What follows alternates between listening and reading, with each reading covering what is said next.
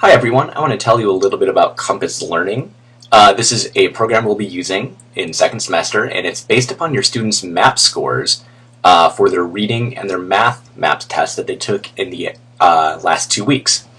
To get to the site, go ahead and click on Useful Links right here on my site.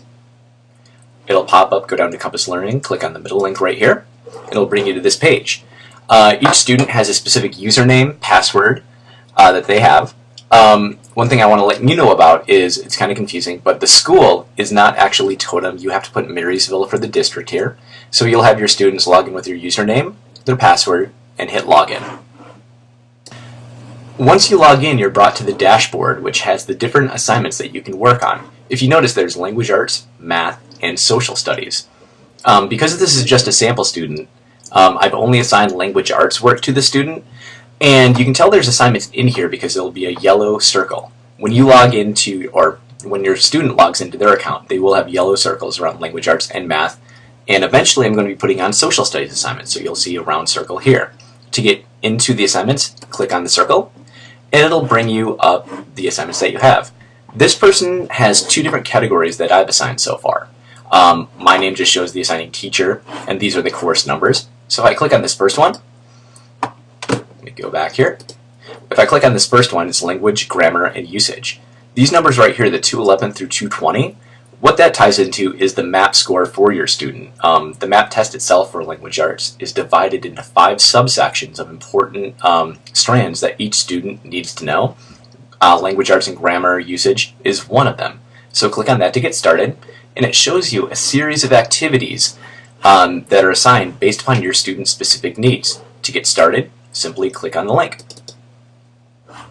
It'll be loading up, and while it's loading, a couple words of advice. Compass Learning is highly interactive, and there's a lot of flashing animation. There is a lot of sound, so parents, I might encourage you guys to make sure your students have headphones for this. It'll help them concentrate, and it won't distract everyone else when the noises are happening.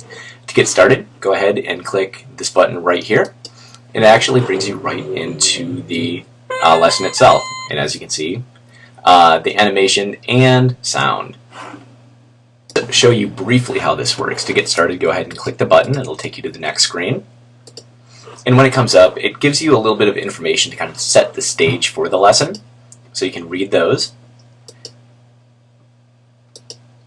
And then it tells you kind of the purpose behind it. It'll give you a couple of rules. It'll also have your student actually click on specific words that are important to the lesson to make sure they're paying attention, to make sure that they're kinesthetically involved with the lesson. Okay, click on the word singular noun. Great.